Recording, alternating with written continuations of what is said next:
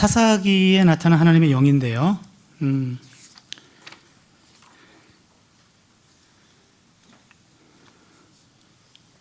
일단은요, 이게 또 좀 디테일한 논문이에요.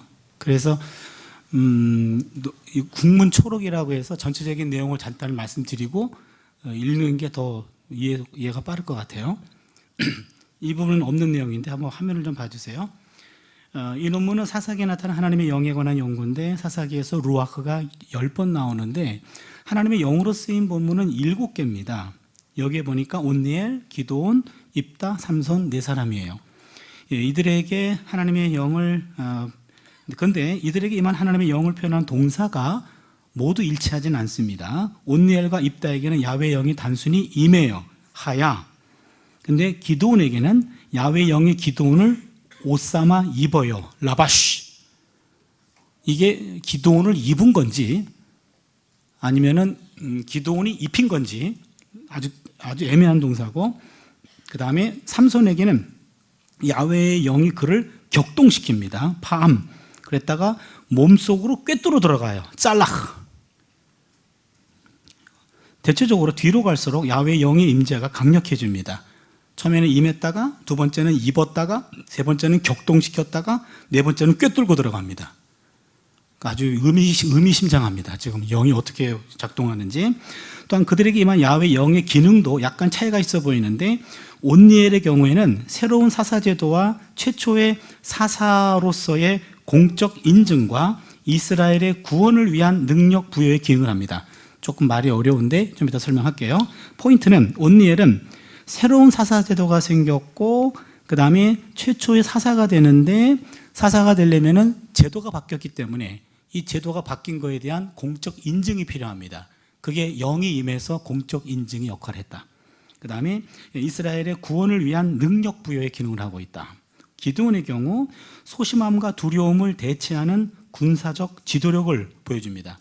기드온 아주 소심하고 두려움 속에 빠진 사람이었어요. 그래서 지도력을 보여주는 겁니다. 그 다음에 입다의 경우는 비천한 신분을 말소시키는 공적 권위를 부여하는 기능을 했고, 삼손의 경우는 새로운 일을 하도록 마음을 격동시키고 초인적인 괴력을 몸에 심어주는 기능을 했습니다. 또한 사사기에 나타난 야훼의 영의 중요한 특징은 일시성입니다. 아까 얘기했죠. 사사시대의 야훼의 영의 활동은 지속적이지 않았고 일시적으로만 임했습니다. 야훼의 영은 위기의 상황에서 벗어나도록 일시적으로만 역사했다. 마지막으로 사사기의 야훼의 영은 사람의 내적 변화를 이끌지 않았습니다. 이게 또 중요한 특징입니다. 인격적 변화를 일으키지 못해요. 그 다음에 사사기 맥락에서 야훼의 영은 존재의 인격과 삶을 변화시키지 않은 채 특정한 목적을 위한 능력을 수여할 뿐입니다. 이게 사사기의 영의 특징인데요. 요즘에는 이제 이 부분에 대해서 사사기의 영에 대한 연구가 따로 있고, 사무엘서에 나타난 영에 대한 연구가 따로 있고, 각각 따로따로 하고 있습니다. 최근에 그거를 조금씩 하고 있어요. 그래서 한국에서는 이제 제가 그걸 좀 열심히 좀 하려고 합니다. 그러니까 제가 이 사역을 연구를 열심히 할 수 있도록 여러분 기도해 주셔야 돼요. 그래야 이 연구 결과를 가지고 목사님들한테 서포트를 해드리면 여러분들이 목회 현장에서 이 말씀 가지고 말씀을 또 가르쳐 주셔야 되죠. 신학자, 목회자들은 공동 운명체거든요. 같이 가야 됩니다. 한국교회의 두 기둥으로서 역할을 잘 감당해야 됩니다. 들어가는 말입니다. 아까 했던 말과 거의 비슷하고요. 두 번째 문단 봐주시면, 하나님의 영에 관한 주제는 사사기에 관한 주석서에서 크게 주목받지 못하거나 쉽게 간과되거나 혹은 완전히 무시되고 있는 것 같습니다. 이러한 현상은 최근에 출간된 사사기의 주석서들에서도 쉽게 확인됩니다. 그러나 반갑게도 최근에 와서 사사기에 나타난 하나님의 영에 관한 연구물들이 조금씩 발표되기 시작하는데요. 그 다음 문단, 사사기 영에 관한 기존의 연구를 간략하게 정리하면, 블록, 이 사람은 사사기의 영을 군대 징집과 능력 부여의 대행 혹은 대행자라고 주장했고, 마틴이라는 사람은 사사기에 나타난 야훼의 영은 주로 하나님의 언약 백성이 야훼의 구원을 성취하도록 사사들을 복종시키고 능력을 주는 야훼의 역동적 임재의 기능을 했다. 그렇게 연구했습니다. 그 다음에 이사야라는 사람은, 이게 사람 이름이에요. 이사야. 우리나라 구약학자 중에 이사야라는 학자가 있어요. 이 사람 전공은 이사야를 안 했어요. 근데 제 후배인데 넌 이사야 전공하라 그랬더니 그냥 이름만으로 그냥 이사야를 대신하겠다고. 사사기에 대사사들에 임한 야훼의 영의 공통점은 절대적인 카리스마였다. 이렇게 분석했어요. 퍼스라고 하는 영국 유명한 학자인데 사사기 영은 구원을 위한 능력 부여라고 결론을 내렸습니다. 이게 좀 선행 연구고요. 이 연구를 통해서 제가 지금 하나 좀 하고 싶었던 것은 밑에 보시면 또한 결과적으로 사사시대의 하나님의 영의 특징에 대하여 일찍이 탁월한 분석을 하여 이 분야에서 거의 정설로 평가받고 있는 베스터만의 주장을 비판적으로 검토하여 약간의 수정을 제안하려고 한다. 그래서 베스터만이라는 사람이 사사기 영에 대해서는 대가입니다. 근데 논문을 쓰려면 대가를 건드려야 되거든요. 대가를 건드려가지고 무너뜨려야 대가 위에 서게 되죠. 그래서 베스터만 잘 걸렸어. 그래가지고 베스터만을 걸고 넘어졌는데 그 부분은 빼겠습니다. 우리하고는 이제 상관없어요. 학자들끼리 싸우라 그러고요. 우리는 거기서 필요한 것들만 취하려고 합니다. 첫 번째, 온니엘입니다. 네 사람을 만나려고 그래요. 오늘 제가 마음속에 갖고 있는 생각은 여러분들이 온니엘, 그다음에는 누구죠? 기드온, 입다, 삼손. 요 네 사람을 각각 좀 설교해 주십사. 라는 의도도 있습니다. 근데 그 사람들을 어떻게 봐야 될지, 긍정적으로 봐야 될지, 부정적으로 봐야 될지 그 틀을 좀 제공해 드리려고 해요. 예. 그래서 온니엘에 임한 야훼의 영입니다. 인증과 능력입니다. 거기 본문을 우리 같이 한번 읽어볼까요? 본문 같이 한번 읽겠습니다. 시작. 여호와의 영이 그에게 임하셨으므로 잠깐만요. 예. 본문을 읽을 때는 다 같이 좀 읽어주세요. 뭐 아래 것들이 읽었지 그러시면 안 됩니다. 여러분 성경을 읽을 때는요 원래 음독이 정상입니다. 음독. 예, 그 묵독은 기원 후 12세기 이후에 생겨난 거고요. 원래 말씀은 소리내서 읽는 게 원칙입니다. 그래서 같이 읽어야 돼요. 눈으로 읽고 입으로 읽고 귀로 읽고. 그래서 성경 읽을 때는 반드시 소리내서 읽어라. 그래서 시편 1편 2절에 묵상하다. 하가라는 히브리 말인데 그 말은 소리내서 읽다, 읍조리다, 계속해서 읽다, 연구하다, 공부하다예요. 그러니까 말씀은 소리내서 읽어서 입에 붙인다. 그래서 아래 것들이 읽는 것이 아니고 모든 것들이 다 읽어야 돼요. 네, 같이 읽겠습니다. 시작. 여호와의 영이 그에게 임하셨으므로 그가 이스라엘의 사사가 되어 나가서 싸울 때에 여호와께서 메소포타미아 왕 구산 리사다임을 그의 손에 넘겨주심에 온니엘의 손이 구산 리사다임을 이기니라. 여기입니다. 예? 여기 원문은 안 나와? 여기 안 나오나요? 아, 예, 화면에 있으니까. 예, 거기서 보시면요. 이게 지금 분량이 많아서 각주 빼고 막 이렇게 만드신 분이 엄청 신경 쓴 거예요. 저도 지금 신경 써서 보고 있어요, 지금요. 뭘 뺐나, 지금요. 예, 보세요. 첫 번째 사사인 온니엘은 가장 짧고 간결한 내러티브를 가지고 있습니다. 내러티브란 말이 나오면은 그냥 이야기로 이해하시면 돼요. 이야기책. 그는 전형적인 사사의 모습을 갖추고 있는데 온니엘이 유다 지파 갈렙의 딸과 결혼했다는 사실은 다분히 의도적이고 의미심장한 소개라고 할 수 있습니다. 지금 누구랑 결혼했다라고 하는 것은 단순히 남의 애정사를 폭로하는 게 아니고 신학적인 의미가 있기 때문에 나오는 겁니다. 온니엘은 당시 이스라엘의 불순종과는 거리가 먼 사람이었다. 이방인과 결혼하지 않았다 이 말이에요. 그래서 따라서 온니엘은 전형적이고 모범적인 사사의 모습을 보여줍니다. 온니엘은 여러분 정상입니다. 제가 지금 사람들을 평가할 때 지금 온니엘은 정상이고 기드온은 절반만 정상이고 후반부에는 변질됩니다. 입단은 처음부터 이상했고 삼손은 태어나지 말아야 될 사람이고. 첫 번째는요. 왜 그런지 말씀드릴게요. 이따가요. 첫 번째 정통성 있는 결혼이었고 두 번째는 야훼의 세움을 받은 사람이었고 세 번째는 야훼의 영의 능력에 힘입었고 네 번째는 야훼의 싸움을 싸웠습니다. 다섯 번째는 자신이나 가족의 영예를 구하지 않고 죽은 것. 이게 모범적인 사사의 모습입니다. 사사로운 모습 전혀 없습니다. 아주 FM이에요. 온니엘은 슈나이더가 이 점을 잘 얘기하는데 온니엘은 이스라엘의 하나님의 영이 어떻게 한 사람에게 영향을 미쳐야만 하는지를 보여주는 본보기가 된다. 또한 그 영은 그가 사사의 모델로서 역할을 하게끔 재확인시켜주는 본보기이기도 하다. 온니엘은 영웅적 업적으로 이스라엘을 구원한 첫 번째 사사입니다. 온니엘 내러티브는 두 가지 새로운 요소가 등장하는데 첫 번째는 이스라엘 백성이 야훼께 부르짖다. 짜악라는 말인데요. 이게 짜악라는 부르짖다라는 말은요. 여러분 부르짖으면 하나님이 반드시 들으셨어요. 이거는 출애굽기부터 나오는 하나의 정치적 패턴입니다. 짜악라는 말은 SOS입니다. SOS. 더 이상 기댈 데가 없어요. 더 이상 도움을 요청할 데가 없습니다. 그때 하는 게 부르짖습니다. 부르짖으면 반드시 들었습니다. 이거는요. 두 번째, 야훼의 영이 온니엘에게 임했습니다. 야훼의 영이 임하는 것은 기능적으로는 사사기 2장 18절에 나오는 야훼께서 그들을 위하여 사사들을 세우실 때 그 사사와 함께하였고 라고 동등한 것으로 보이는데 사사기 3장 10절에 야훼의 영의 임재가 훨씬 역동적입니다. 여기에서 야훼의 영에 대한 언급이 사사기에서 처음으로 등장합니다. 영이 처음 등장합니다. 야훼의 영, 루아흐 야훼라는 표현은 구약의 정경 순서로 본다면 이 구절이 가장 처음으로 언급된 경우입니다. 그러니까 창세기, 출애굽기, 레위기, 민수기, 신명기, 여호수아, 사사기까지 와서 야훼의 영이란 말은 처음 나옵니다. 여기서. 루아흐 야훼란 말은 구약 성경 27번 사용되는데 이 표현은 사사기 이전의 정경에서 나오지 않습니다. 그 다음 문단, 이러한 새로운 요소, 야훼를 향한 부르짖음과 영에 의한 능력 수여는 이어지는 내러티브에서 반복적으로 재언급될 겁니다. 이러한 요소는 이어지는 사사들의 전형적인 등장 패턴으로 사용됩니다. 온니엘의 위대한 업적은 야훼의 영이 임하고 난 이후에 비로소 기능했는데 사사 가운데 처음으로 야훼의 영을 체험한 온니엘의 야훼의 영 강림 사건은 두 가지 의미가 있습니다. 첫 번째, 새로운 제도에 대한 신적 인증입니다. 이 점은 니브가 잘 지적하고 있는데 이스라엘에서 새로운 제도가 허용될 때에는 신적인 인증이 필요했습니다. 따라서 사사시대라는 새로운 제도의 인증을 위해서 최초의 사사 온니엘에게는 야훼의 영을 통한 하나님의 허락이 필요했습니다.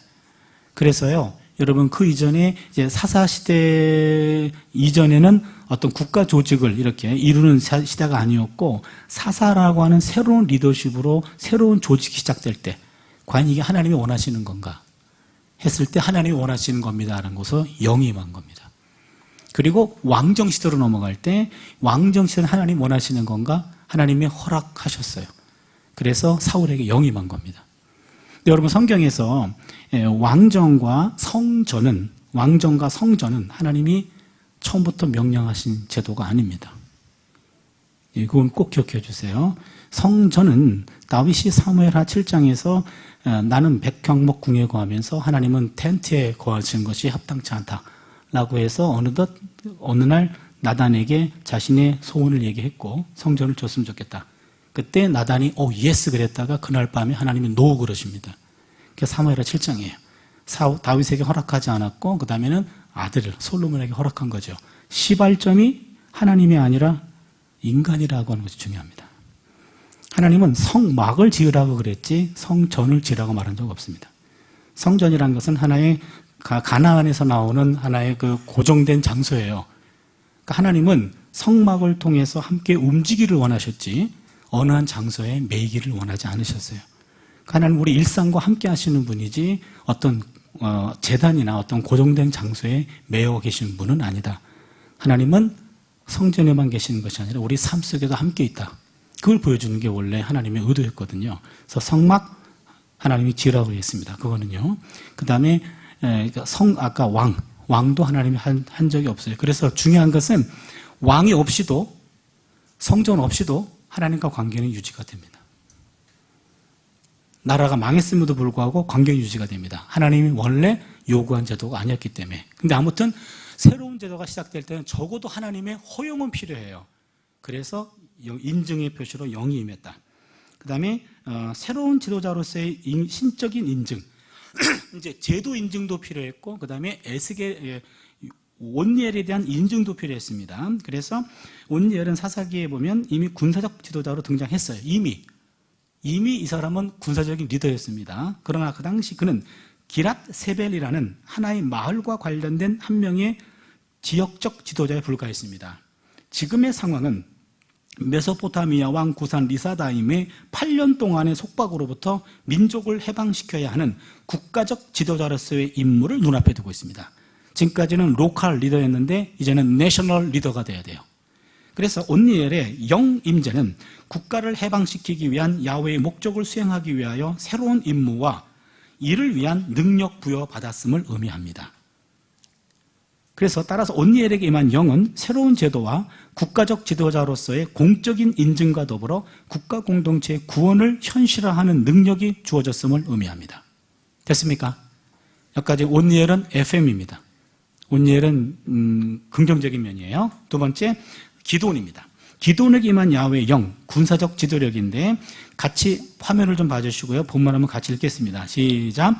여호와의 영이 기도원에게 임하시니 기도원이 나팔을 불매 아비에셀 그의 뒤를 따라 부름을 받으니라. 아비에셀이 여기 임하시니란 말이 라바쉬라는 말인데 한번 따라 할까요? 라바쉬. 예, 임하다. 아까는 하야였죠. 아까는 어디 갔노? 여기요.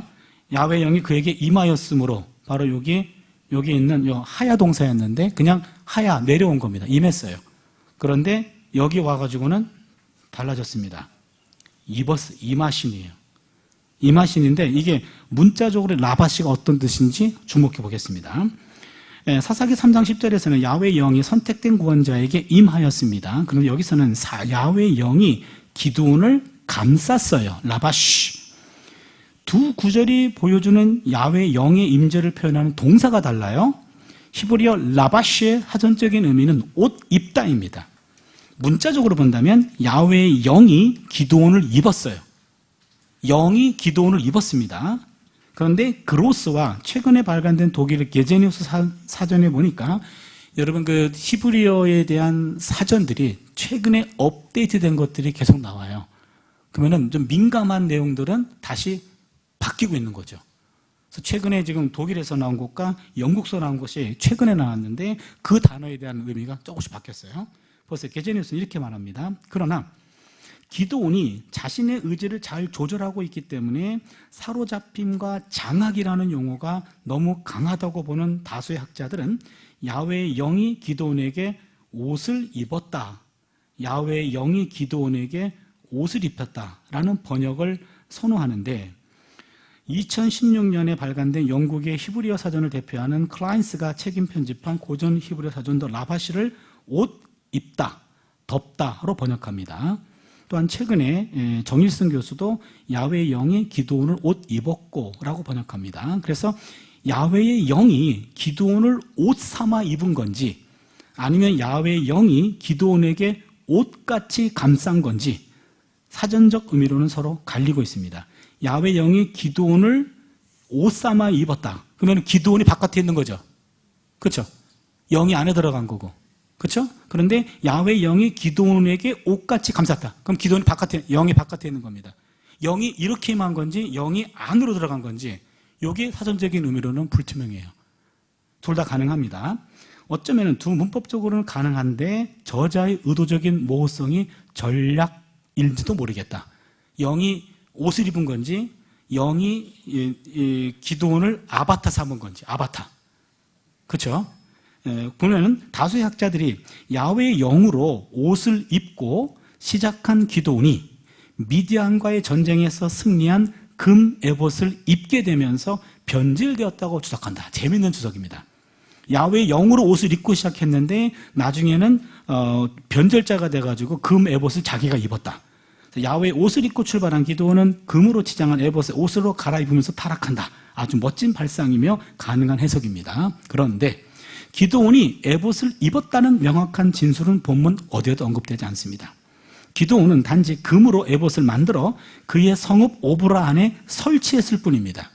본문이 분명하게 진술하지 않은 부분을 존중하고 그것의 의도를 조심스럽게 되새기는 자세가 필요하지 않을까.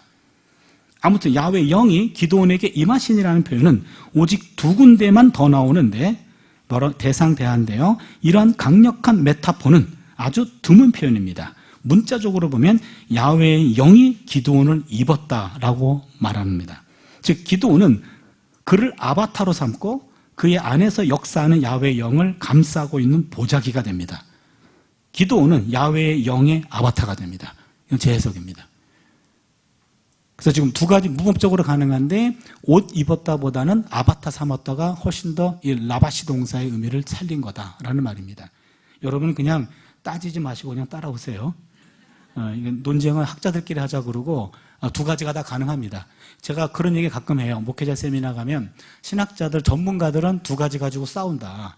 그러면은 설교자들은 두 가지를 다 설교해도 된다. 이번 주는 이거 가지고 설교하고 다음 주는 이걸로 설교하세요. 설교자의 자유입니다. 그거는요. 왜냐하면 성서학자들이 그거 가지고 논쟁하는 것은 근거가 있기 때문에 논쟁하는 거예요. 그렇다면 여러분은 싸움을 업으로 삼는 사람들이 성서학자들이고 싸우라고 그러고 여러분은 열매만 따오면 돼요. 논쟁이 되는데 내가 보기에는 이것도 가능하고 이것도 가능합니다. 그럼 두 번 설교할 수 있죠. 싸움은 우리한테 맡기세요. 여러분이 가져가세요 그냥. 그래서 야훼 영이 임하였을 때 온니엘은 이스라엘 사사가 되었고 즉각적으로 전쟁을 수행하러 나갔습니다. 야훼 영을 감싸고 있는 기드온도 동료들을 전쟁으로 소집하게 나팔을 불었습니다. 기드온 나팔 소리에 아비에셀이 가장 먼저 반응을 보였고 므낫세가 그 뒤를 잇고 아셀과 수불론과 납달리도 차례로 소환에 응했습니다. 기드온을 따르는 지파들은 모두 이스라엘 골짜기에 근접한 곳에 위치하고 있습니다. 이곳은 미디안과 아말렉과 동방 사람들이 이스라엘을 공격하기 위하여 진을 친 곳입니다. 인근 지역에 일어날 전쟁의 당사자인 지파들이 기드온 소집에 응한 겁니다. 이어서 기드온은 미디안과의 전쟁을 승리로 이끌었고 에브라임과의 갈등도 평화적으로 해결하여 상호 화해를 성공적으로 이루어냅니다. 그러나 이후부터 기드온은 변질됩니다. 피곤에 지친 300명의 군인들을 거느리고 요단강을 건너면서 네라티브는 이상한 길로 접어들게 됩니다. 여러분, 그리고 기드온의 300용사라는 말 많이 쓰시죠? 용사라는 말 성경에 있나요? 용사는 우리 해석이에요. 그런데 300용사가 아니고 제가 사사기를 최근에 다시 봤더니 원래 미디안 대군과 싸우려고 32,000명이 왔다가 32,000명을 돌려보면 10,000명 남아요. 그렇죠? 10,000명 중에서 물 먹는 거 가지고 나눴어요. 그렇죠? 그래서 나눴을 때 핥아먹는 사람이 300명이었고, 그렇죠? 우아하게 떠먹은 사람이 9,700명인가요?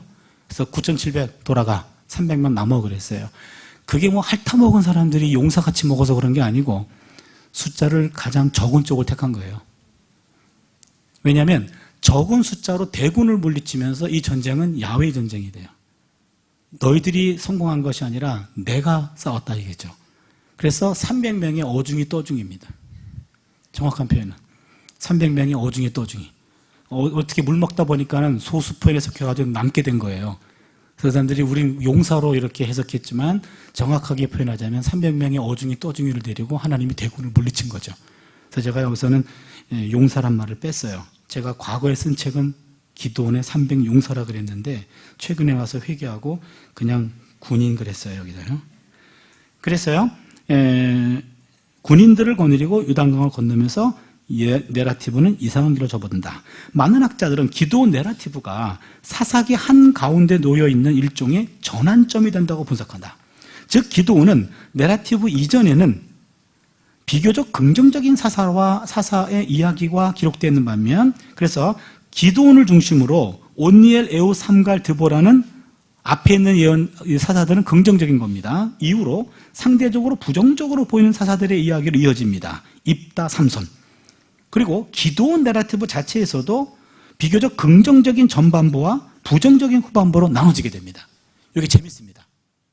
그러니까 사사기에서 여러분 기드온을 중심으로 전반 앞에 있는 사람들은 좋은 사람, 뒤에 있는 사람들은 안 좋은 사람이에요. 그럼 기드온을 중심으로 기드온의 전반부는 괜찮고 후반부는 변질된 겁니다. 중심으로 나눠져 있어요. 기드온은 미디안 두 왕 세바와 살문나를 추적하다가 결국 이 일로 인하여 동족인 숫곳 분우엘 사람을 사륙하게 이릅니다. 동족을 사륙합니다. 이방인과의 전쟁이 동족과의 전쟁으로 변질됩니다. 기드온은 자기 민족을 죽인 첫 사사가 됩니다. 이게 포인트입니다. 기드온은 자기 민족을 죽인 첫 사사예요. 기드온은 이 미디안 두 왕을 미친 듯이 추격한 이유가 자기 가족의 개인적인 원수를 갚으려는 것이라는 사실은 국가적인 공동체의 구원을 위하여 세워진 사사로서는 합당하지 않습니다. 기드온은 사적인 목적을 위해서 공적 권력을 사용한 겁니다. 일종의 공권력 남용입니다. 그가 이르되 그들은 내 형제들이며 내 어머니의 아들들이니라. 야훼께서 살아계심을 두고 맹세하노니 너희가 만일 그들을 살렸더라면 나도 너희를 죽이지 아니하였으리라 하면서 개인적인 보복을, 공적 권력을 가지고 행사한 겁니다. 이후 이스라엘 사람들은요, 미디안과의 전쟁을 대승으로 이끈 기드온을 왕으로 추대하려고 합니다. 기드온은 공식적으로는 왕권을 거부하였지만 실상은 왕적 권리를 행사하고 급기야 에봇을 만들어 우상숭배의 길을 열어놓게 되었습니다. 기드온은 공식적인 왕은 아니었지만 실제로 왕같이, 아니 왕으로 살았습니다. 말로는 거부했지만 삶은 왕같이 살았어요. 그는 말과 삶이 다른 사람입니다.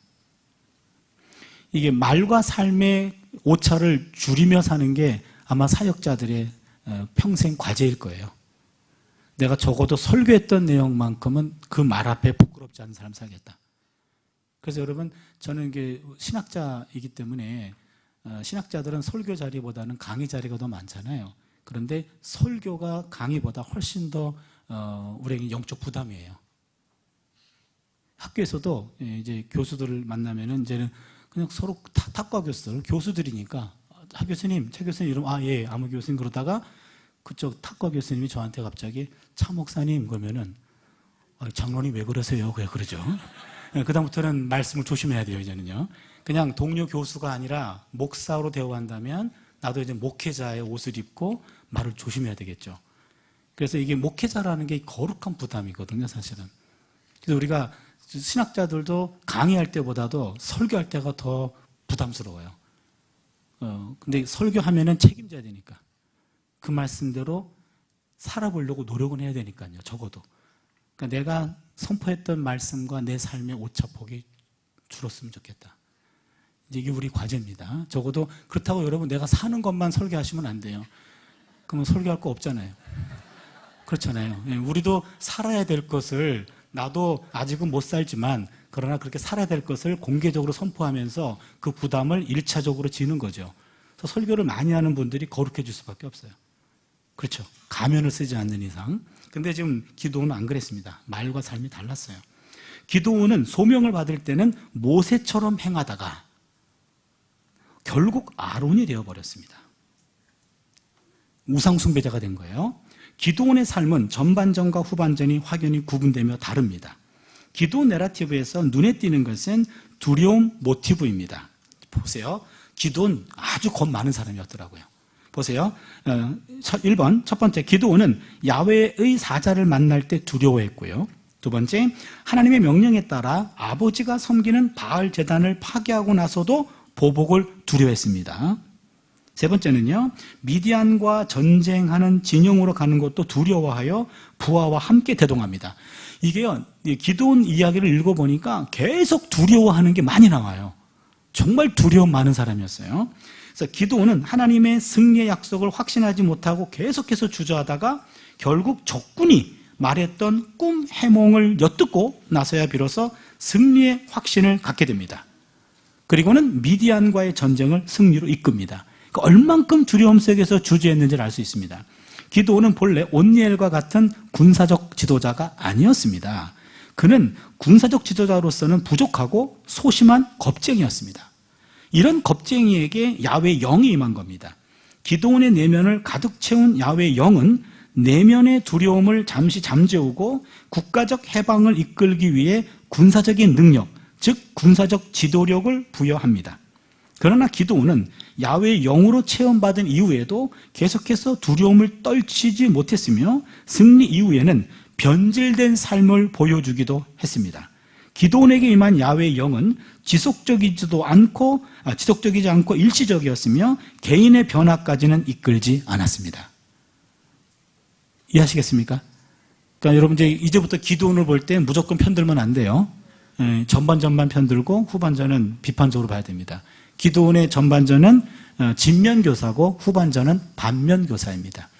그렇게 살면 안 된다. 성경에 그런 거 많이 나오죠. 여러분 요나서도 주제가 요나같이 살지 말란 거죠. 그렇죠? 그러니까 성경에 나오는 정경 예언자니까 요나같이 살면 되겠네. 아니에요.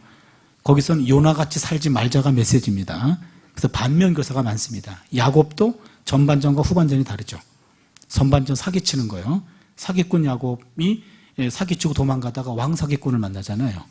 예, 라반 만나가지고 20년 동안 속임을 당해요. 그래서 인간이 돼요, 거기서. 그래서 그 이후에 랍복강 사건도 나오고, 그래서 야곱도 전반전은 반면교사, 후반전은 진면교사가 그렇게 됩니다. 그러나 그 성질은 안 바뀌어요. 예, 야곱 나중에 에서 만난 사건 보면요. 그 다음에 입다입니다. 예, 입다도 상당히 좀 묘한 사람인데요. 같이 한번 읽겠습니다. 입다는 지금 공적 권위 부여인데 같이 있습니다. 본문이요. 시작. 이에 여호와의 영이 입다에게 임하시니 입다가 길르앗과 므낫세를 지나서 길르앗의 미스베에 이르고 길르앗의 미스베에서부터 암몬 자손에게로 나아갈 때에, 예, 여기입니다. 또 몇 사람이 안 읽으셨어요? 그러시면 아니 된다고 말씀드렸는데, 여러분 말이 지명이나 인명이나 입에 붙지 않으면 안 돼요. 그래서 공개적으로 말씀을 읽는 거 보면 저는 그분이 성경을 얼마만큼 많이 읽었는지 봤는지를 어느 정도 학점을 매길 수 있어요. 그래서 말씀은 소리내서 읽어야 돼요. 입에 붙여야 됩니다. 여러분, 왜냐하면 말씀을 그냥 눈으로만 읽는 게 아니고 내 몸에다 넣어야 되잖아요. 그러면 여러분 바깥의 것을 내 안으로 넣는데 우리 몸에 구멍이 9개가 있는데 7개는 받아들이고 2개는 배설해요. 7개가 위에 있어요. 눈 둘, 귀 둘, 코 둘, 입 하나. 이걸 양의 문이라 그래요. 아래는 요도와 항문이 있어요. 이건 배설하는 문이에요. 음의 문입니다. 그럼 요 7개 문이 다 열려가지고 말씀을 넣어야 돼요. 눈만 있으면요, 눈만 커져요. 그렇죠. 귀로도 넣어야 되고, 입으로 새겨 넣어야 되고, 코로는 이게 파동이 들어가는 것 같아요. 파동. 그러니까 몸에다가 이렇게 말씀을 계속해서 차곡차곡 쌓으려면은 소리내서 읽어야 돼요. 내가 2번째 얘기했어요, 지금요. 이따가 더 안 읽으면 내가 또 한 번 할 얘기가 있어요. 예. 웬만하면 다 하는데, 여기는 참 그러네요. 입다 내러티브에서 제가요, 그래서 옛날에는 학생들 성경 읽히면서 성경을 이렇게 읽다가 2번 틀리면 띄어쓰기, 그다음에 이게 띄어쓰기 발음이나 이거 2번 틀리면은 너 목회하지 말라 그랬어요. 성경을 공개적으로 읽었는데 틀리게 읽으면 네 설교를 어떻게 하나님 말씀을 어떻게 믿겠냐고. 성경도 제대로 못 읽는데 어떻게 말씀을 증거하냐고. 이래가지고 제가 성경 읽는 거 철저히 읽어야 된다 그랬는데 제가 요즘에 많이 틀려요. 그래서 이제 그 얘기는 안 하고 있습니다. 옛날엔 좀 심한 얘기 많이 했던 것 같아요. 성경 찾을 때 몇 장 몇 절 그러면은 2번 이상 넘겨서 찾으면 관도 그랬어요. 니네가 성경도 모르면 뭐 하는 사람들이냐. 교회 가면은 다른 전공으로 박사들 많어, 전문가들이. 당신한테 와가지고 무릎 꿇고 말씀 듣는 것은 말씀을 배우고 싶어서 그런 건데 성경을 찾을 때 못 찾아. 여러 번 뒤져. 그럼 관도. 최소한 2번. 한 번 넘기고 그 다음 넘겨야 돼. 2번 틀리면 관도. 그랬는데 제가 요즘 마구 헤매고 있어요. 그래서 참 철없을 때는 좀 센 것 같아요. 예, 입다 내러티브에서 야훼는 놀라울 정도로 능동적인 활동을 보이지 않습니다. 이게 또 특징이에요. 입다는 기다리지 않고 자기가 앞서서 쳐서 나갑니다. 적어도 야훼는 입다에게 할 일을 명령하지도 않습니다. 야훼는 기드온에게는 찾아오셨지만 입다에게는 나타나지 않으셨습니다. 야훼는 기드온에게는 직접적으로 말씀하셨지만 입다에게는 직접적으로는 물론 간접적으로도 말씀하신 적이 없습니다. 입다는 사람들에게 부름을 받고 임명되었지 하나님에 의해서 지목되어 임무를 부여받은 것도 아닙니다. 입다는 하나님이 세운 사사가 아니라 인간의 거래에 의해서 사사가 된 인물입니다. 입다는 야훼에 의해 세움받지 않는 유일한 사사입니다. 제가 지금 입다를 개인적으로 싫어해서 그런 거 아니에요. 감정이 실려서 읽긴 했습니다만 그러나 본문 가지고 얘기한 겁니다. 본문 가지고. 이러한 상황에서 한순간 변화가 찾아옵니다. 입다에게 야훼의 영이 임합니다. 이어서 입다는 길르앗과 므낫세를 방문하고 이곳을 지나서 길르앗의 미스베에 이르고 그곳에서 암몬 자손이 진친 곳으로 나아갑니다. 이곳의 미스베는 사사기 10장 17절의 미스바와 같은 지역으로 모음 부호가 서로 다를 뿐 상호 간에 교환하여 사용이 가능합니다. 미스바예요. 또한 미스바는 입다의 고향이기도 합니다. 이러한 지역의 방문 목적이 진술되어 있지는 않지만 방문의 최종 목적지를 고려할 때 이는 전쟁을 준비시키는 것과 관련돼 보입니다. 이때 암몬 자손이 길르앗에 진을 치고 있었고 이스라엘 자손도 미스바에 진을 치고 대치하고 있었습니다. 입다가 지도력을 발휘하기 전까지 군대의 사기는 매우 떨어져 있었을 것입니다. 제가 떨어져 있었을 것입니다라는 건 해석이고요. 떨어져 있었다라고 하면은 본문이 말하는 거예요. 다시 한번 말씀드릴게요. 여러분 설교하실 때 본문에 있는 말과 해석을 구분해서 말씀하셔야 돼요. 이렇습니다. 그럼 본문이 있어야 돼요. 그랬을 것입니다. 이건 내 추정이에요. 그렇게 볼 수 있습니다. 내 해석이에요. 이거 구분해줘야 됩니다. 설교자들이 그걸 구분 못하면 본문과 해석이 섞여버려요. 저 같은 사람도 민감해요. 저는 설교 듣다가 저건 해석인데 말씀으로 하네. 그때부터는 저 사람은 거짓 예언자가 됩니다.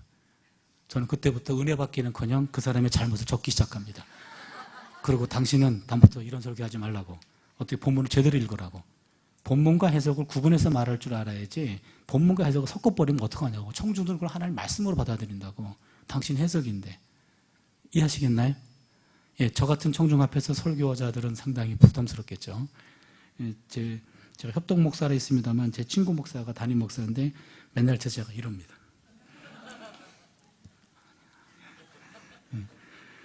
끝나고 나면은 저한테 와가지고 내가 뭘 또 잘못했니? 그러죠. 그래서 지금 엄청 좋은 설교자가 됐어요. 그리고 저는 고맙습니다. 그 친구가. 제 친구의 이런 충고를 그냥 감사하게 받아들여주는 게.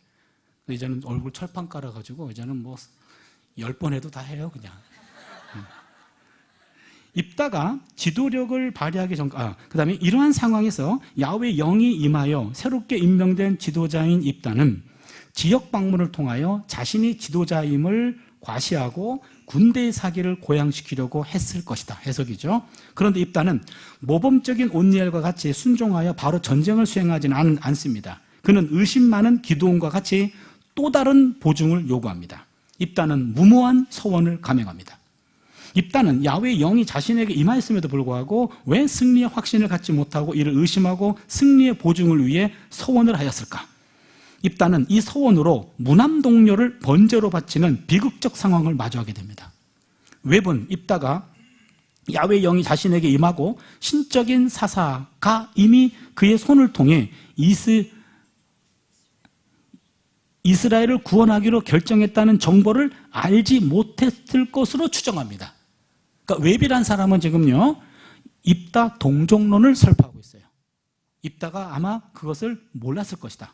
입다 입장에서 보자면 야훼는 전쟁에 여전히 무관심하고 관여하지 않는다. 입다는 자신이 야훼의 도구가 되었다는 사실을 인지하지 못한 채 이미 야훼의 도구가 되어버렸다. 우리 독자는 유리한 입장에서 입다가 공유하지 못한 것을 본다. 입다는 극단적인 수단으로 하나님의 도움을 확실히 하려고 한다. 그러나 우리는 그러한 하나님의 도움이 이미 그에게 주어졌음을 알고 있다. 이 웹은 입다 친척인 것 같아요. 입다 동정론인데, 그러나 입다 자신이 야훼의 도구가 되었음을 인지하지 못했을 것이라는 주장은 근거 없는 추정에 불과하다. 입다의 인지 여부는 누구도 판단할 수 없다. 불확실한 추정에 의한 순진한 입다 동정론보다는 트리블이라는 학자의 입다 책임론 주장이 더 자연스럽게 보인다. 트리블은 이렇게 말합니다. 입다 자신은 야훼 영이 도와줄 것이라는 확신을 분명히 드러내지 않는다. 다만 확신과 용기를 가지고 행동하기보다는 그는 의심과 요구로 대응한다. 입다는 야훼 영이 그에게 임했음에도 불구하고 바로 그 순간에 하나님과 거래를 합니다. 입다는 그 자신이 인간의 거래로 사사가 되었기 때문에 그의 승리도 거래로 성사되기를 원합니다. 입다는 하나님의 뜻을 의심하고 시험합니다. 게다가 입다는 야훼 신앙을 무시하고 암몬의 인신 희생 제사를 수용하는 우상 숭배의 길을 걸어갑니다.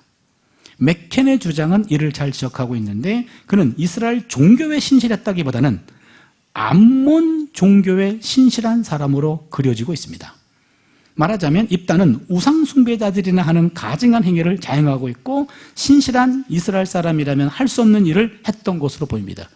그래서 딸을 이제 바치는 사건이 나오잖아요. 그 인신 희생 제사는 이방 종교예요, 여러분. 그럼 여러분 창세기 22장에 아케다 사건 나오죠. 아브라함이 이삭을 바친 사건.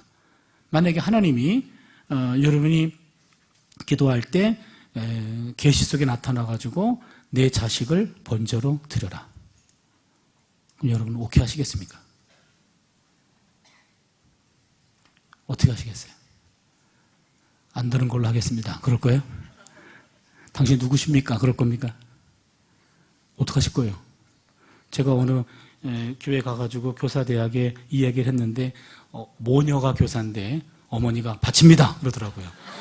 옆에 있는 딸이 얼굴이 하얘졌어요. 그래가지고 자기 권사님 그렇게 하지 마시고 내가 다시 질문할게요. 그래가지고 상당히 당혹스러웠는데 여러분 잘 들으세요. 지금 아케다 사건은요. 아케다 사건은 하나님이 인간 제사를 원치 않는다는 걸 보여주는 게 메시지예요.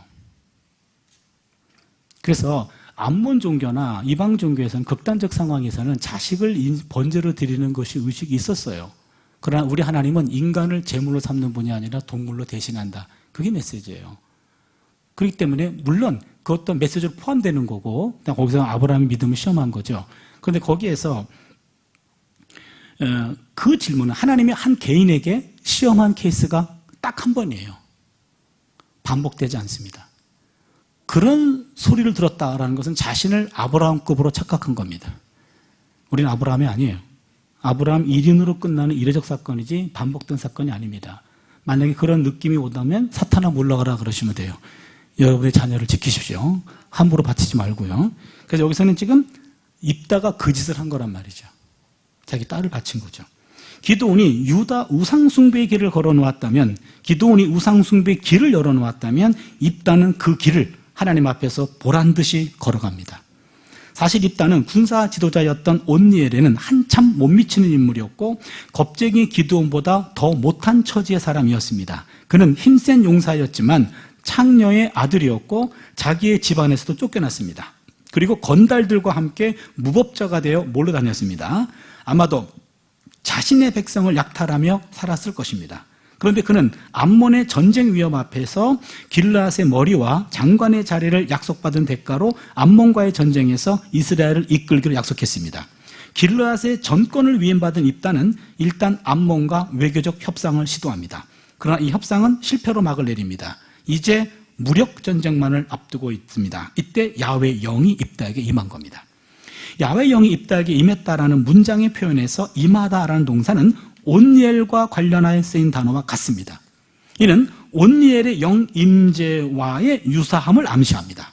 온니엘은 새로운 사사제도와 최초의 사사로서의 신적 인증이 필요했다면 입다는 비천한 신분에서 군사 지도자로서의 공적 권위를 확보하기 위하여 신적 인증이 필요했을 것입니다. 아마도 온니엘에게 임한 구원의 능력은 이미 힘센 용사로 검증되었기에 입다에게는 불필요했을 것입니다. 이 점이 길랏 장로들에게 인정이 되어 지도자로 추대가 되었기 때문입니다. 이제 입다에게 절실히 필요한 것은 하나님의 인증에 의한 공적 권위 획득이에요. 그 신분이 너무나 비천했기 때문에 영이 임해서 지도자로서의 어떤 공적 권위를 획득할 필요가 있었습니다. 입다에게 임한 영은 군대 지도자로서의 공적 권위 부여의 영입니다. 그러나 입다는 야훼의 영 임재 이후 이를 온전히 수행하지 못하고 의심하며 우상숭배자가 되어 불필요한 서원으로 딸을 잃어버립니다. 동족을 대량 살상하는 포악함을 보여줍니다. 이게 또요 동족을 엄청나게 죽입니다. 거기 사사기 12장 1, 6절이죠. 이게 입다는요 상당히 참 기가 막힌 사람인데 12장 7절을 보시면은 입다가 이스라엘 사사가 된 지 6년이라 길르앗 사람 입다가 죽음에 길르앗에 있는 그의 성읍에 장사되었더라. 입다가 6년의 사사일을 하는데 고작 그 6년에 최고가 돼서 호령하겠다고 무남동녀 외동딸을 희생시켰고 그 다음에 십보렛 전쟁을 통해서 4만 2천 명의 동족을 죽였습니다. 영이 임하고 나온 다음 사건이에요. 이게요. 그래서 참 괴팍한 그런 사람인데요. 그래서 올손이라는 사람은 이렇게 말합니다. 참으로 하나님의 영은 지도자들에게 특별한 힘을 확실히 준다. 그러나 그 힘은 불확실하거나 잘못 인도하는 지도자들에 의해 남용될 수도 있다. 하나님의 영이 그 인격을 변화시키지 못했고 그 영이 잘못된 지도자들에 의해 가지고 남용될 수도 있다 얘기입니다. 영이 있어서 병고침을 하고 이적과 기사를 행한다고 해서 그 사람의 인격과 삶이 다 긍정적인 것은 아니라 얘기죠. 도구로 쓰인 것과 그의 인격은 별개입니다. 그 다음에 마지막 삼손인데요. 삼손에게 임한 야훼의 영, 이게 참 아주 잘 봐야 됩니다. 삼손은요. 우리 그동안 삼손 하면은 상당히 좀 영웅적인 인물로만 그려졌는데 삼손 이야기를 영을 중심으로 보니까 아까 제가 첫 번 서두에 얘기했죠. 태어나서는 안 될 사람이라고 좀 과격한 표현을 했는데 좀 과격하게 표현을 해야 좀 사람들이 기억이 남더라고요. 그래서 제가 학생들한테 그런 교회라면은 너 교회 다니지 말고 신학교 3학년 동안에 공부에만 전념해라. 교회 다니지 말라. 이렇게 얘기한 거거든요. 근데 그런 교회인데 차준희 교수가 교회 자체를 다니지 말라 그랬다고. 그런 교회였는데 그렇게 공부하는 사역자들에 대해서 배려하지 않고 그렇게 해서 지금 교회에서 사역자로서 필요할 때 마음대로 수업도 막 빠지고 뭐 이렇게 하는 그런 교회는 다니지 말아라. 3년 동안의 공부가 평생을 가는 건데 이때 공부 안 하면 안 된다. 그래서 그런 교회는 나오고 생계 문제라면 그냥 기도해라. 뭐 이런 맥락이었는데 목사님들한테는 교회도 다니지 말라 그랬다고 신학생들은. 그래서 조금 아는 사람은 아는데 그래서 저도 오해가 될까 봐요. 태어나지 않아야 될 사람. 오해하지 마세요. 사사기 14장 25절입니다. 이거 가장 오해하기 쉬운 본문입니다. 같이 한번 읽겠습니다. 시작. 소라와 에스타로 사이 마하네단에서 여호와의 영이 그를 움직이기 시작하더라. 여기 봅니다. 움직이기 시작했다. 파암 동사인데 소라와 에스타로 지역은 예루살렘 서쪽 12km 떨어진 지점으로 블레셋에 위치한 해안지대와 인접한 낮은 구릉지대입니다. 여러분 그 구릉 이스라엘 그 지도를 보면은요, 이렇게 너무나 좀 막 그렸나? 여기가 뭐죠? 예, 갈릴리. 여기가 사해. 여러분 대단하네요. 얘는 뭐죠? 요단강. 예, 요단강 건너가 만다리 이렇게 되는 거죠. 그러니까 여기가 산악지대예요. 여기 예루살렘이 있는데 요 산악지대는 700m, 800m 이상 고지입니다. 그 다음에 여기가 해안지대죠. 블레셋죠. 그렇죠? 해안지대니까 낮죠. 그 다음에 여기가 구릉지대입니다. 한 200-300m 이렇게 됩니다. 그래서 예루살렘은요 항상 북쪽에서 오든 남쪽에서 오든 예루살렘은 올라가야 돼요. 잠깐만요.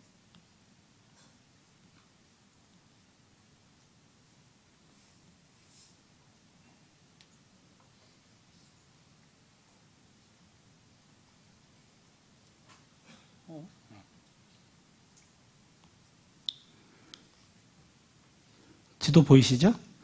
예. 이쪽에서 바벨론에서 쳐들어와도 이렇게 와가지고 올라가야 되고, 이집트도 올라가야 됩니다. 그래서 이 지역을 보면은, 이 지역 보면은 항상 요 중간지대, 예루살렘 있죠? 그럼 여기는 다 해안지대죠? 낮아요. 여기가 200-300m 구릉지대입니다. 그러기에 요 지역이 전쟁 다발 지역이에요. 여기가 무너지면 예루살렘 무너집니다. 그래서 항상 요 라기스 지역이라는 데는 오늘날도 라기스 발굴을 하고 있는데 라기스가 무너지면 그 다음 예루살렘 무너지는 거예요. 그래서 옛날에 히스기야 시대 때 사네립이 대군을 이끌고 701년에 라기스에서 그쪽 사신을 보낸 거 아닙니까? 라기스는 초토화됩니다.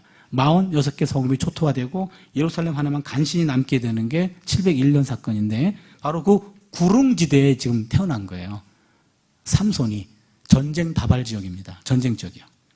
그래서요,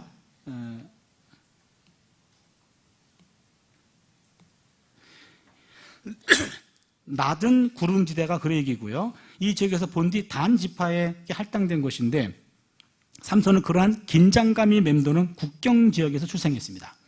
야훼의 영이 그를 움직이기 시작했다 해서 움직이다에 해당하는 동사가 파암 동사인데 이 파암이란 단어 때문에 이 문장을 이해하기가 매우 어렵습니다. 이 동사는 구약 성경에 5번만 언급되는 아주 드문 동사인데 칼형으로 한 번, 니팔형으로 몇 번, 히트팔 두 번 이렇게 나오는데 이 단어의 사전적인 의미는 움직이게 하다라는 의미인데 구약에서 파함은 종종 루아흐와 함께 쓰이면서 마음이 흔들리거나 심란하거나 번민하는 마음을 나타내기도 합니다. 무슨 말이냐면 지금 창세기 41장 8절 보시면 아침에 그의 마음이 루악이 번민하여 파함 사람을 보내어 애굽의 점술가와 현인들을 모두 불러 그들에게 그의 꿈을 말하였으나 그것을 바로에게 해석하는 자 없었더라. 여기서요 사사기 13장 25절을 제외한 나머지 모두 파함 동사는 문제를 일으키는 것과 연관됩니다.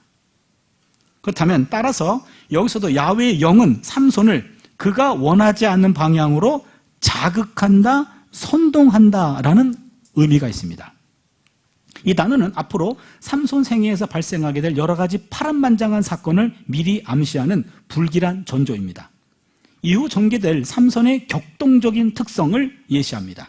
이 격동의 영은 육체적인 용맹스러움 뒤에 이어질 격렬한 행동들을 예상하면서 생겨난 불안감을 미리 말하고 있습니다. 이 구조는 이후 삼손에게 임하는 강력한 힘의 원천이 야훼의 영임을 예시하는데 또한 이 구절은 영의 임재란 무조건 더 없이 행복한 만남은 아니라는 사실도 보여줍니다.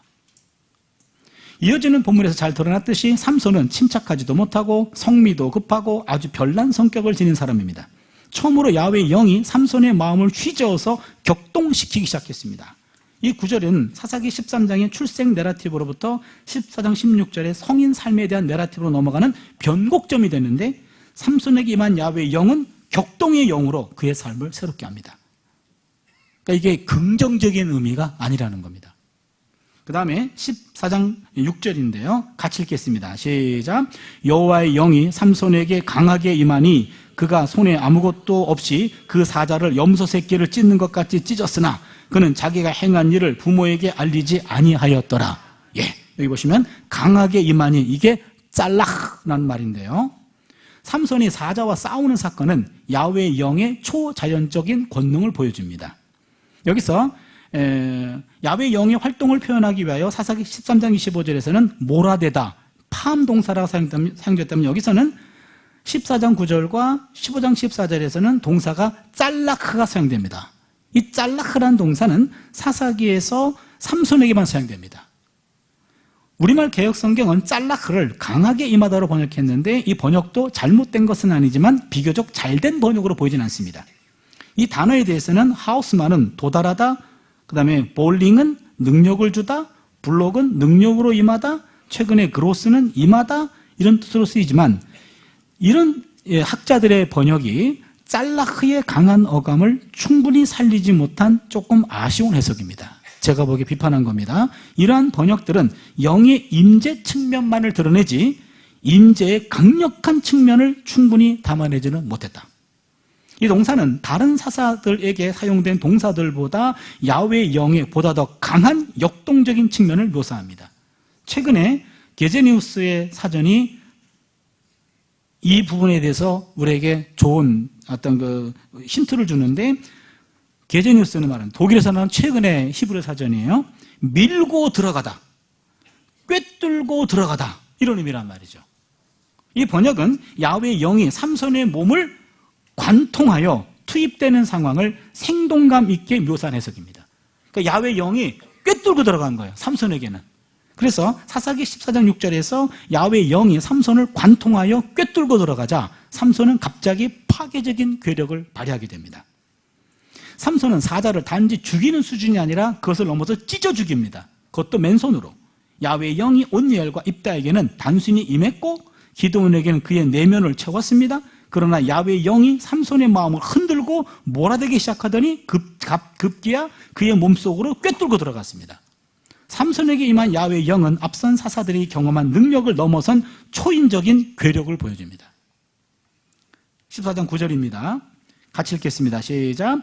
여호와의 영이 삼손에게 갑자기 임하심에 삼손이 아스글론에 내려가서 그곳 사람 30명을 쳐 죽이고 노략하여 수수께끼 푼 자들에게 옷을 주고 심히 노하여 그의 아버지의 집으로 올라갔고.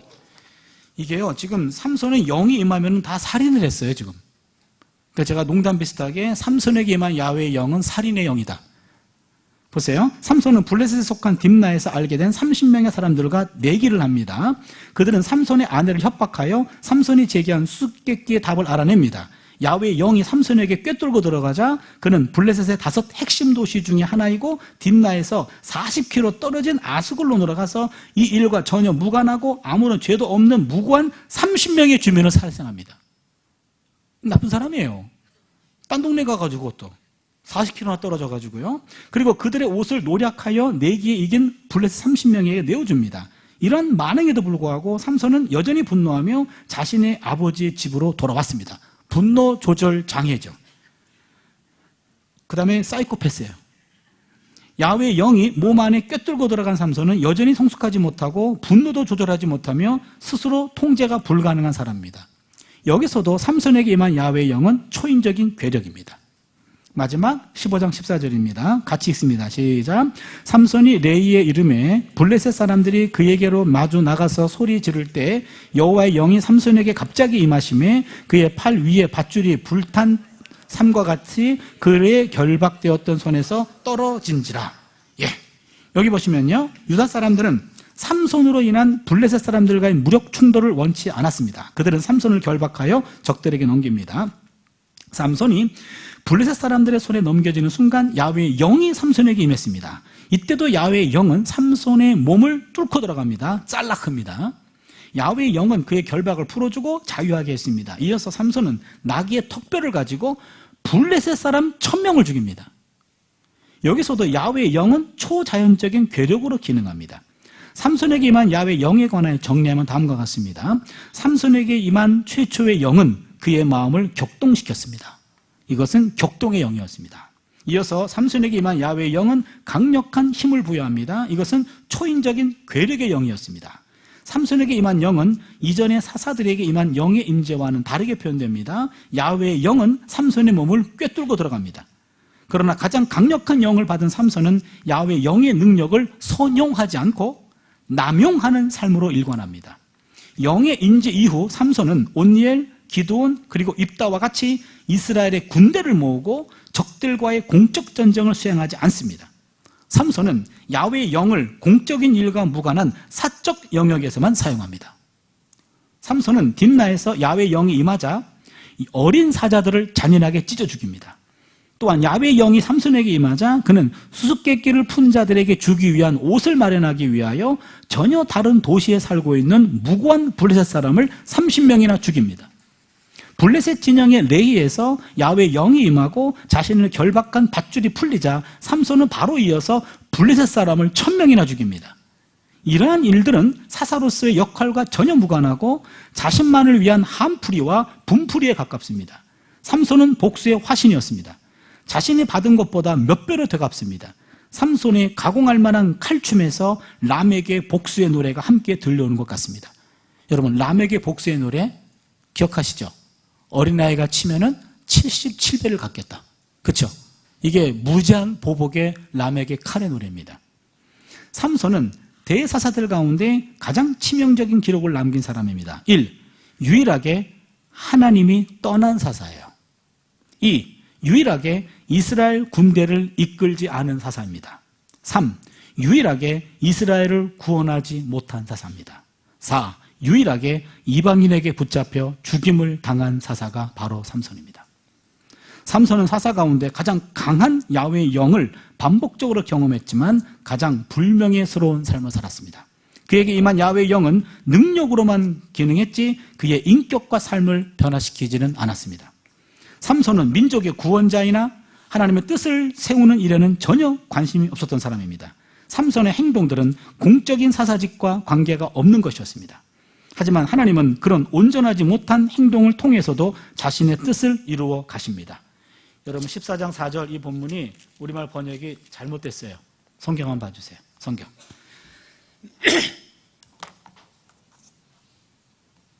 성경 한번 봐주세요. 거기 14장 4절에 그때 블레셋 사람이 이스라엘을 다스린 까닭에 삼손이 틈을 타서 블레셋 사람을 치려 함이었으나 그의 부모는 이 일이 여호와께로부터 나온 것인 줄을 알지 못하였더라. 여기서 많은 사람들이 요 4절에서 삼손이 그렇게 행한 것은 나름대로 뜻이 있었다. 이방인과 결혼한 것은.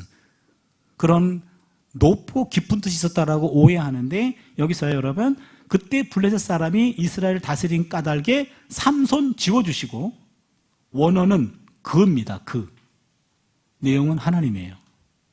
하나님이 틈을 타서 블레셋 사람을 치려함이었으나 그의 부모는 이 일을 여호와께로부터 나온 것인 줄을 알지 못하였느라. 결정적인 실수입니다. 우리말 성경에.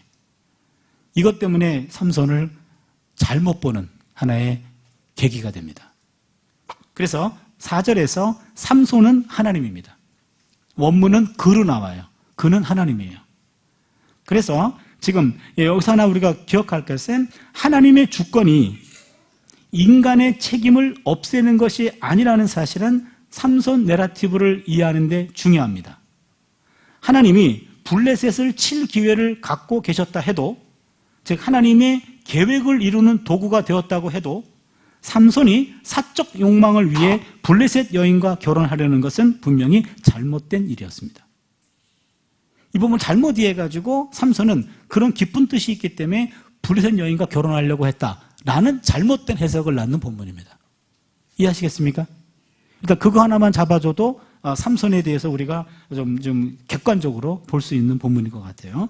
우리말 성경만 잘못 써놨어요. 이 본문을요. 따라서 하나님의 뜻을 이루는 도구가 되었다고 모든 행동이 정당화되는 것은 아닙니다. 처음부터 끝까지 자신의 개인적인 만족을 채우는 데만 급급했던 사람이 바로 삼손입니다. 능력과 인격이 항상 동일시되는 것은 아닙니다.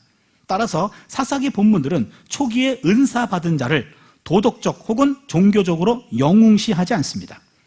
야훼의 영이 사자 때려잡기, 결박, 오랏줄 풀기, 살해 행위 등으로 나타남에도 불구하고 왜 사사기 본문들이 반복하여 야훼의 영이 삼손 위에 임하였다는 것을 강조하는지 그 이유를 통찰하기란 어렵습니다. 그러나 호언장담자, 난폭자, 방화자로 보이는 삼손의 형태는 상징적인 약속들을 수반합니다. 즉 야훼의 영이 이스라엘 사람 위에 임할 때 블레셋의 억압에서 한 사람이 30명 혹은 1000명을 당해낼 수 있을 뿐 아니라 이스라엘 전체가 압제를 벗어버릴 수 있다는 것, 이게 바로 하나의 약속이라고 볼 수 있다. 나가는 말입니다. 베스터만 얘기했는데 베스터만은 지금 이거는 학자들의 몫이고요. 베스터만의 한 이야기를 정리해놓고 베스터만을 비판했어요. 그러니까 그 얘기는 내가 베스터만보다 낫다 이 얘기한 거죠. 그건 지자랑이니까 넘어가고요. 저기서 맨 아래 37쪽 맨 아래입니다. 사사시대의 야훼 영을 체험한 사사는 온니엘, 기드온, 입다 그리고 삼손뿐입니다. 이들에게 임한 야훼 영을 표현하는 동사가 모두 일치하진 않습니다. 온니엘과 입다에게는 야훼 영이 단순히 임했습니다. 하야. 기드온에게는 야훼 영이 기드온을 옷 삼아 입었습니다. 라바쉬. 아바타라 그랬죠. 삼손에게는 야훼 영이 그를 격동시켰고 파암, 그의 몸속으로 꿰뚫고 들어갔습니다. 짤락.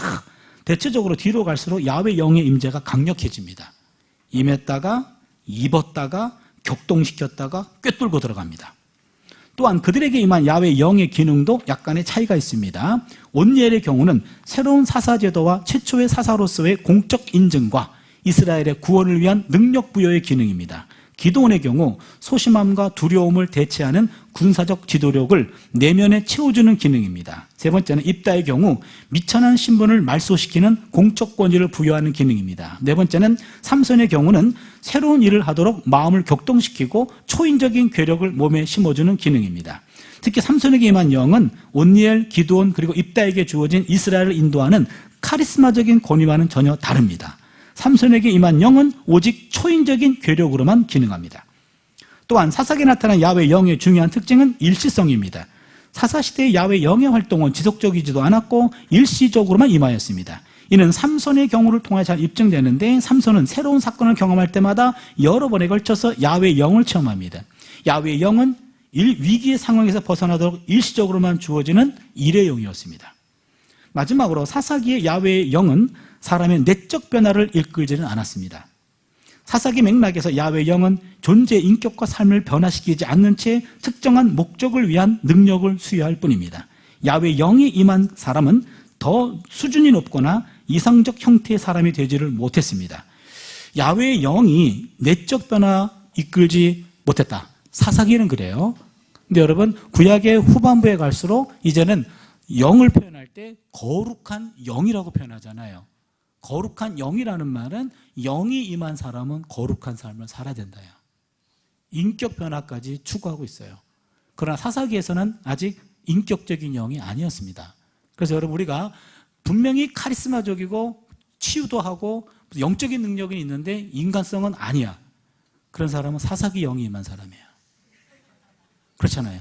그러니까 사사기 영이 임하면 안 됩니다. 잘못 사용하면 삼성같이 쓰임받아요. 그래서 사사기 영이 아니라 인격적인 영. 지금 온니엘에게는 정상. 그다음에는 기도는 전반부는 괜찮아. 입다부터는 이제 문제. 이렇게 됩니다. 그래서 블록이라는 사람의 인물평은 이 점을 잘 드러내주는데 마지막 문장입니다.